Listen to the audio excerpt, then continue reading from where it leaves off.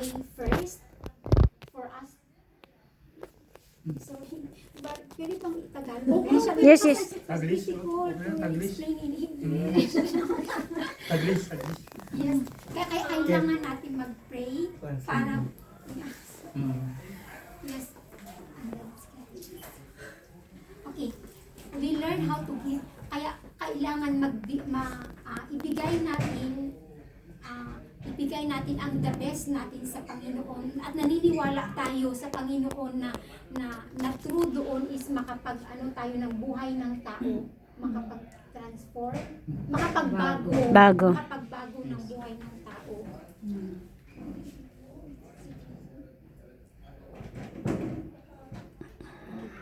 Peter and John gave the layman all that he needed, the precious and the powerful name of Jesus Christ.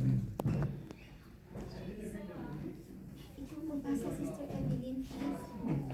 Through Peter and John, God not only restored his body but also restored his access to worship and community, removing the barriers that had long kept him on the outside. Yes, because the story before that is the man is sleeping, so he cannot worship. There is like what kind of blocks you call it discriminate. They are not allowed in the community, so they're just staying outside. So, but because of Peter and John, that of course God gave them the power. Is the layman already going inside the temple to praise and worship the Lord. Amen. Okay, ikaw magbasa, Brother Mike, please. Praise God.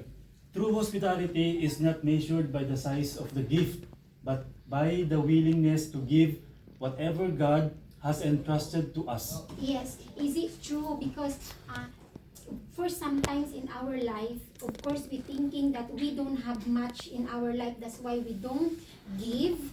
But of course, as we know that everything we have comes from the Lord. So dapat we don't withhold what we have. And we have faith and we trust God that He will give and He will provide what we needed. Amen. Amen.